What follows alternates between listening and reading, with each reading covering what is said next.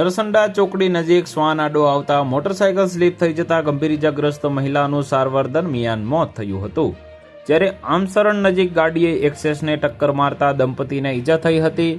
આ બંને બનાવ અંગે જે તે પોલીસ મથકમાં ફરિયાદ નોંધાવવામાં આવી છે।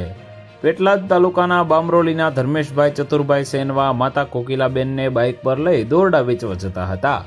તેઓ નરસંડા ચોકડી નજીક રેસ્ટોરન્ટ આગળથી પસાર થતા હતા, ત્યારે અચાનક કૂતરું આવતા બ્રેક મારતા મોટરસાયકલ સ્લીપ ખાઈ ગઈ હતી।